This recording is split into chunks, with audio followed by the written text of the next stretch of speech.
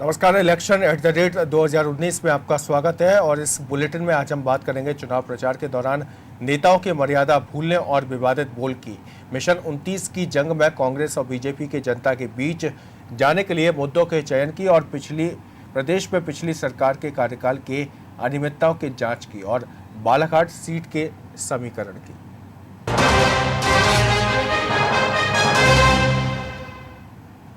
लोकसभा चुनाव के दौरान नेता वोट पाने के लिए किसी भी हद तक उतरने को तैयार है। कोई धर्म के नाम पर वोट मांग रहा है तो कोई अभद्र टिप्पणी कर सुर्खियां बटोर रहा है। यहां तक कि वोट पाने के लिए धमकी तक दी जा रही है। देश की राजनीति में ऐसी गिरावट शायद पहले कभी देखने को नहीं मिली।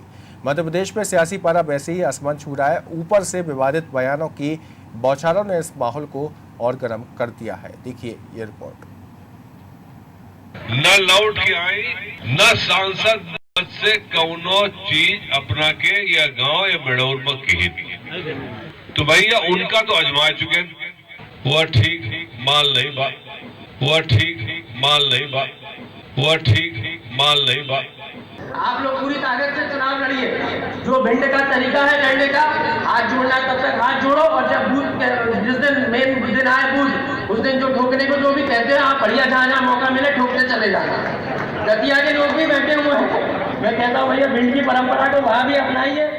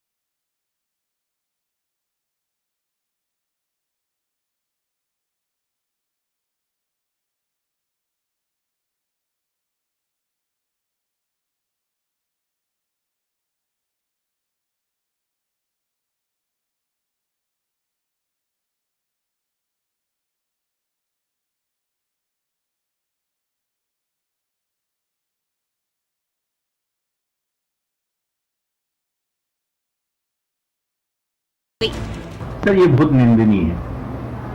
अजय सिंह जी हों, दिग्विजय सिंह जी हों, कुर्रेशी जी हों, तीनों ने अपने अपने भाषण में एक बार महिला, संभ्रांत महिला के बारे में माल शब्द का उपयोग किया। उनके लिए ये माँ नहीं है, उनके लिए बेटी नहीं है, उनके लिए बहन नहीं है, उनके लिए माल है। भारतीय जनता पार्टी और इस देश की पूरी जनता इस बात की निंदा करती है। अजय सिंह जी के वीडियो में कहीं भी कोई आपत्तिजनक भाषा नहीं है। उन्होंने भाजपा की प्रत्याशी, महिला प्रत्याशी का नाम लिया है, न उनका नाम लेकर कोई संबोधन गलत किया है। उन्होंने तो एक बघेली भाषा की तुकबंदी है उसका उदाहरण दिया है। कांग्रेस हमेशा से महिलाओं का सम्मान करती है, महिलाओं के हितैषी कांग्रेस है।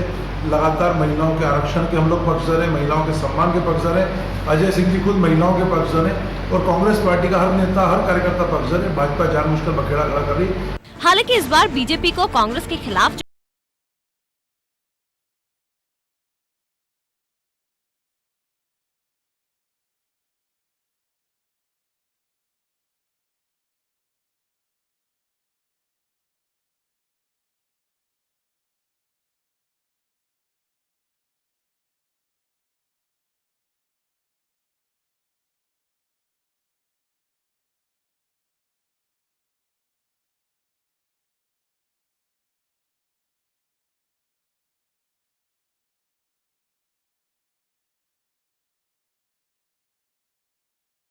मध्य प्रदेश में मिशन 29 के जंग की शुरुआत 29 तारीख को पहले चरण से मतदान से होगी, लेकिन उसके पहले कांग्रेस और बीजेपी जीत के लिए मुद्दों की पड़ताल में जुटी है। इसके साथ ही दोनों पार्टियां मुद्दों की पड़ताल और अपने उम्मीदवारों के लिए सुरक्षित ढाल खोजने में लगी हुई हैं। 2019 के लोकसभा चुनाव के 3 चरणों का मतदान पूरा हो चुका है, लेकिन देश के दिल, मध्य प्रदेश की जनता का दिल जीतने की जंग अभी बाकी है। मिशन 29 को फतह करने में लगी कांग्रेस और बीजेपी के लिए पहला इम्तिहान 29 अप्रैल को होगा, जब 6 सीटों पर मतदान होगा। इसमें सीधी, शहडोल, जबलपुर, मंडला, बालाघाट और छिंदवाड़ा में वोट पड़ेंगे, जिनमें से मंडला और बालाघाट में भाजपा जबकि छिंदवाड़ा में कांग्रेस मजबूत है। सीधी जबलपुर और शहडोल में लड़ाई कांटे की है।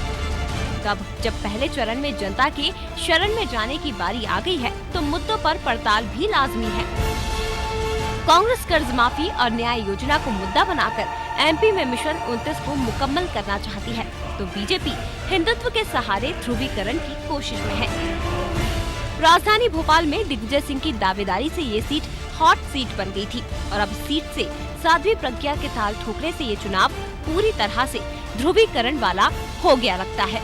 हालांकि ज्यादा से ज्यादा सीटें जीतने की जद्दोजहद में लगी दोनों ही पार्टियों की अपनी समस्याएं भी हैं। बीजेपी के पास राष्ट्रीय स्तर पर तो पीएम मोदी का कामयाब चेहरा है, लेकिन पिछले विधानसभा चुनाव में हार के बाद अब प्रदेश में पूर्व सीएम शिवराज को वो तवज्जो नहीं मिल रही है। तो वहीं कांग्रेस की हालत इससे उलट है। प्रदेश में उनके पास सीएम कमलनाथ का कामयाब चेहरा है, तो राष्ट्रीय अध्यक्ष राहुल गांधी में भरोसा अब तक कायम नहीं हो पाया है। हालांकि दोनों ही पार्टियों के दिग्गजों की हालत एक जैसी है। कांग्रेस के बड़े चेहरे दिग्विजय सिंह, सिंधिया, अजय सिंह अपने अपने क्षेत्रों में सिमटे हैं, तो वहीं बीजेपी में भी अध्यक्ष राकेश सिंह और केंद्रीय मंत्री नरेंद्र सिंह तोमर को अपनी सीटों की चिंता सता रही है। हालांकि दोनों पार्टियां जीत के प्रति आश्वस्त है। कर्ज माफी और न्याय को लेकर के हमारा साफ कहना है कि न्याय योजना जो है देश के 5 करोड़ गरीब परिवारों को न्याय देने के लिए हमने ये शुरुआत इसकी हमने अपने मैनिफेस्टो में रखी है। कर्ज माफी में 22 लाख किसानों का कर्जा हमने माफ किया है। कांग्रेस की कर्ज माफी किसानों के साथ धोखा है। मध्य प्रदेश के आज तक किसी एक किसान का 2 लाख रुपए का कर्ज माफ होकर उसे नो ड्यूज नहीं मिला है। लगातार हम कांग्रेस से ये प्रश्न कर रहे हैं कि कोई एक नाम बताइए जिसे 2 लाख रुपए का कर्ज माफ होकर नो ड्यूज मिल चुका हो। वे आज तक हमारे किसी भी बड़े से लेकर छोटे पदाधिकारी को वो नाम नहीं बता पाए। मैं मीडिया से आग्रह करूंगी कि माननीय बंधुओं, आप ही कांग्रेस से पूछ के एक नाम जरूर हमें बताएं जिसका 2 लाख रुपए का कर्ज माफ हुआ है। और कर्ज माफी योजना के धोखे खाई हुई जनता अब न्याय योजना पर भरोसा करने की स्थिति में नहीं है। अब देखना है कि जनता का दिल जीतने की जंग में आखिर किसकी जीत होती है। ब्यूरो रिपोर्ट, अनादि टीवी। देश भर में मिशन 2019 के लिए मतदान चल रहा है। मध्य प्रदेश में मिशन 29 के लिए पहले चरण का मतदान 29 तारीख को होगा। बालाघाट सीट भी पहले चरण में शामिल है। इस सीट पर बीजेपी से ढाल सिंह बिसेन तो कांग्रेस की मधु भगत का मुकाबला है। तो इस सीट पर अब तक क्या जीत हार का रिकॉर्ड है, वो देखिए। बालाघाट लोकसभा सीट, जहां 2004 से अभी तक बीजेपी का कब्जा है। 2004 में हुए लोकसभा चुनाव में इस सीट पर बीजेपी के गौरीशंकर बिसेन, कांग्रेस की पुष्पा बिसेन और बसपा के उदय सिंह पंचेश्वर के बीच त्रिकोणीय मुकाबला था। लेकिन इस सीट पर बीजेपी के गौरीशंकर बिसेन ने लगभग 88,000 वोटों से बाजी मार ली। वहीं इस सीट पर 2009 में हुए लोकसभा चुनाव में भी कुछ इसी तरह बीजेपी के पक्ष में माहौल रहा। 2009 में बीजेपी के केडी देशमुख, कांग्रेस के विश्वेश्वर भगत और बसपा से अजबल लाल के बीच मुकाबला हुआ, लेकिन इस चुनाव में भी बीजेपी की जीत हुई। बीजेपी के केडी देशमुख ने 40,819 वोटों के अंतर से जीत हासिल कर ली। अगर साल 2014 की बात करें तो बालाघाट लोकसभा सीट पर बीजेपी का कब्जा बरकरार रहा।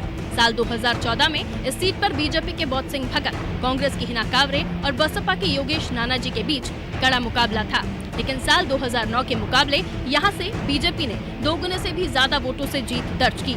इस चुनाव में बीजेपी के बौद्ध सिंह भगत करीब 96,000 वोटों से जीते। अब बात वर्तमान लोकसभा चुनाव की करें तो इस बार दोनों पार्टियों ने नए चेहरों को मौका दिया है। दोनों पार्टियों के लिए इस बार लोकसभा चुनाव आसान नहीं रहने वाला है। खासतौर पर बीजेपी के लिए मुश्किलें बढ़ सकती हैं। इस सीट पर बीजेपी ने बौद्ध सिंह भगत का टिकट काटकर ढाल सिंह बिसेन को मैदान में उतारा है, तो कांग्रेस ने मधु भगत पर विश्वास जताया है। इन दोनों के बीच कड़ा मुकाबला होने की उम्मीद है। टिकट न मिलने से नाराज सांसद बौद्ध सिंह भगत ने निर्दलीय नामांकन दाखिल किया है, जो बीजेपी की मुश्किलें बढ़ा सकते हैं। बालाघाट लोकसभा सीट पर मतदाताओं की संख्या पर नजर डालें तो यहाँ पर कुल 17,56,715 मतदाता हैं, जिनमें 8,79,539 पुरुष मतदाता हैं और 8,77,116 महिला मतदाता, जबकि थर्ड जेंडर मतदाता कुल 12 हैं, जो सीट पर प्रत्याशियों का भाग्य तय करेंगे। बालाघाट क्षेत्र के मुद्दों पर नजर डाली जाए तो यहाँ बेरोजगारी सबसे बड़ा मुद्दा है। यहाँ किसानों के लिए सिंचाई के पर्याप्त साधन भी नहीं है। उद्योग न होने से यहाँ पलायन बड़ी समस्या बनी हुई है। यहाँ पर शिक्षा का स्तर भी कुछ ठीक नहीं है। ग्रामीणों को बिजली, पानी, स्वास्थ्य सुविधाएं भी नहीं मिल पाती हैं। मतलब साफ है, जिसने यहाँ के मुद्दों को अपना लिया उसकी जीत निश्चित है। अब इस लोकसभा सीट का गणित समझ लेते हैं। बालाघाट लोकसभा क्षेत्र में 8 विधानसभा सीटें हैं, जिनमें से 4 कांग्रेस और 3 बीजेपी के पास है, जबकि 1 सीट पर निर्दलीय विधायक हैं। इन समीकरणों से साफ है कि इस बार इस सीट पर जीत हासिल करना बीजेपी के लिए आसान नहीं होगा। अब देखने वाली बात ये होगी कि 23 मई को नतीजे किसके पक्ष में आते हैं। ब्यूरो रिपोर्ट, अनादि टीवी। कमलनाथ सरकार अब एक्शन मोड में नजर आ रही है। विधानसभा चुनावों के वक्त किए गए वादों के मुताबिक अब राज्य सरकार ने शिवराज सरकार में हुए घोटालों पर एक्शन लेना शुरू कर दिया। हाल ही में ई टेंडर मामले पर हुई कार्रवाई के बाद प्रदेश की सियासत का पारा एक बार फिर चढ़ गया, जिसको लेकर बीजेपी नेताओं की मुश्किलें बढ़ गई हैं। देखिए ये रिपोर्ट। विधानसभा चुनाव के बाद कमलनाथ सरकार ने जनता से जुड़े हुए वादों को पूरा करना अपनी प्राथमिकता बताया था, जिसे पूरा करने के लिए नाथ मंत्रिमंडल ने हर संभव कोशिश भी की। लेकिन लोकसभा चुनाव के वक्त नाथ सहयोगियों के ठिकानों पर पड़े आयकर छापों ने सीएम नाथ को बीजेपी राज में हुए घोटालों पर एक्शन लेने पर मजबूर कर दिया।